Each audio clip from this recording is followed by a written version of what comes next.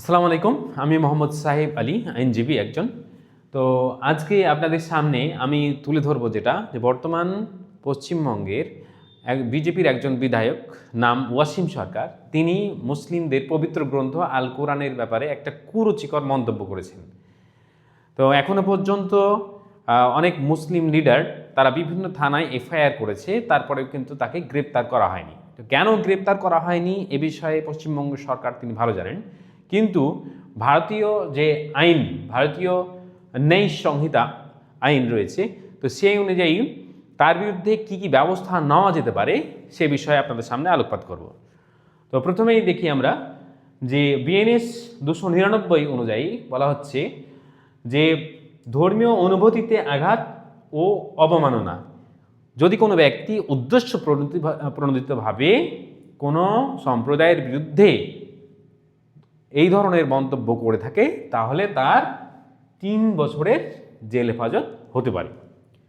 তারপরে 196 ধারা অনুযায়ী বলা হচ্ছে বিভিন্ন গোষ্ঠীর মধ্যে শত্রুতা তৈরি করা যদি তার উদ্দেশ্য হয়ে থাকে, তার সেই মন্তব্যের উদ্দেশ্য যদি বিভিন্ন গোষ্ঠীর মধ্যে শত্রুতা তৈরি করা হয়, তাহলে সেক্ষেত্রেও কিন্তু 3 থেকে 5 বছর জেল হতে পারে।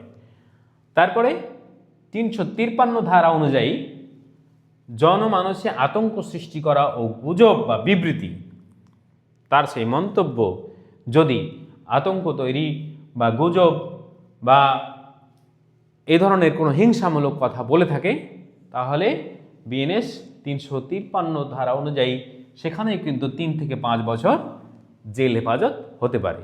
এবং আপনাদের আরও জানিয়ে রাখি, এই 3টে ধারাই কিন্তু নন বেলেবল, অর্থাৎ তাকে যদি গ্রেপ্তার করা হয় তাহলে সে কিন্তু বেল পাবে না। এবং যদি প্রমাণিত হয় তার সেই বিবৃতি, তার সেই ঘৃণা বিদ্বেষ যদি সেটা প্রমাণিত হয়, তাহলে তার 3 থেকে 5 বছর পর্যন্ত জেল হেফাজত হতে পারে। তো এইটাই ছিল আপনাদের সামনে আজকের আমার আলোচনা। দেখা যাক বর্তমান পশ্চিমবঙ্গ সরকার তার বিরুদ্ধে কী কী ব্যবস্থা নেয়, সেই দিকেই কিন্তু গোটা মুসলিম সম্প্রদায় তাকিয়ে রয়েছে। আসসালামু আলাইকুম।